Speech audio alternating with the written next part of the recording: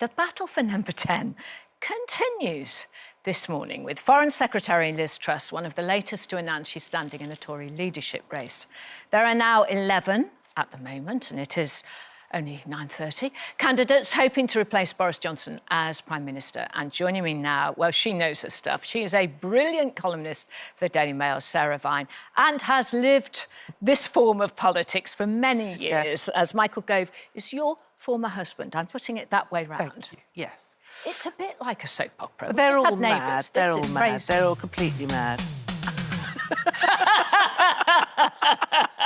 There are more twists and turns, like the Christmas episode of EastEnders, really, aren't there?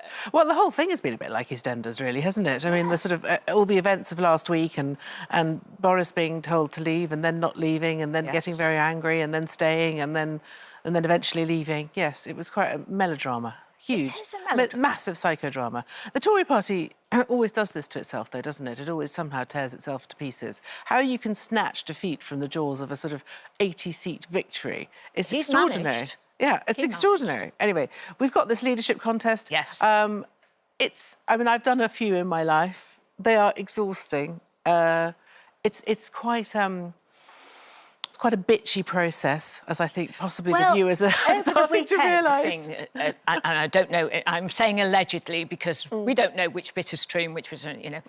Rishi and his wife with a non-dom and not paying tax, and then when that was discovered, suddenly she's going to pay tax again. Then we've had Zahawi, Nadeem Zahawi, and there are rumours about his chancellor and rumours about HMRC going after him. I don't know whether they're true or not. Basically, the second you put your name in the ring, everybody comes for you. So it's very, you know, it's a really brutal process because anything that... I mean, poor Rishi, look at him. He's got some video circulating of him in 2001. Oh, yes, I saw that. Obviously being a bit of a sort of, you know, silly idiot, saying silly things. But, I mean, 2001, I mean, that really... 2001, my daughter was born in... Not this one that we're seeing now, because this one suddenly came out a matter of hours after Boris resigned.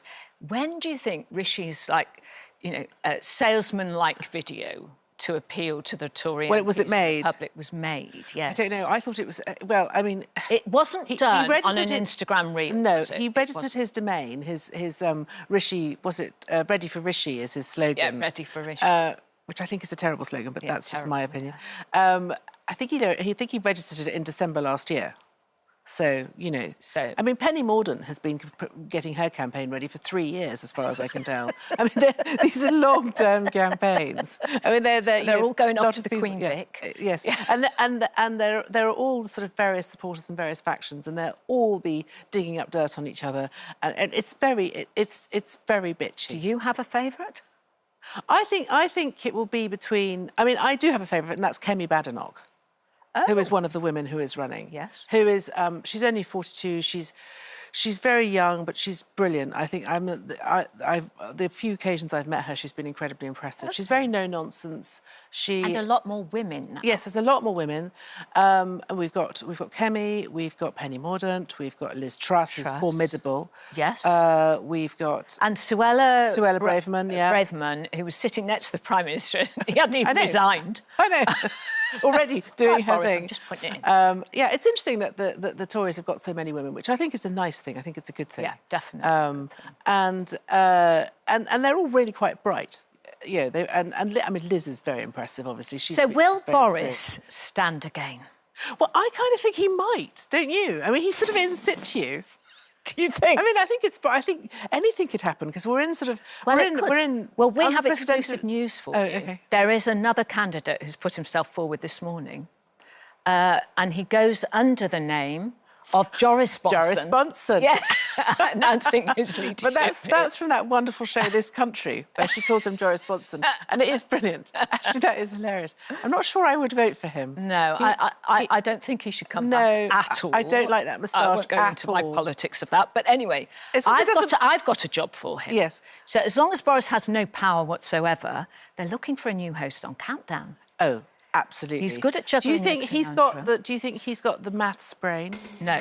You'd have to leave that to beautiful Rachel. But it kind of suits it, the blue tie with the blue set. What do you think? I'd only give him 30 seconds, but that would be... I don't know, maybe... I don't know if they can afford him. Could they afford? That's a whole other I mean, thing. he'll probably do Have I Got News for You, won't he? Isn't that the traditional Well, that's where he started. Yes, exactly. Wasn't it? I don't think he'll have any problems finding new jobs. I don't think. But I think he's just going to spend the summer. No. And then even more gossip coming out on a daily basis about Boris Johnson, our former... Well, he's still Prime Minister. Boris Johnson, I think you mean. Yeah. I get confused with it all, Sarah, I have to say. You don't blame us all, do you? No, and I also feel that the country's had quite a lot of leadership contests and quite a lot of elections. And I personally think people would just quite like the politicians to just get on with doing it. They'd like a nice, quiet government that just got on with the job. Yes. I think that's what everybody would quite like, with no psychodrama. Absolutely. And no scandals. And no scandals, and no people throwing their toys out of the pram or, you know.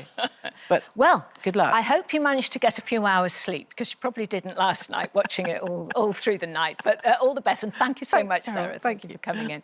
Don't forget, you can watch full episodes of Lorraine on the ITV Hub, and all the best clips, compilations and playlists right here on our channel. Just subscribe now and you'll never miss an upload. Click here to watch another video similar to this one, or click here to head to our channel's homepage to explore all of our exciting videos.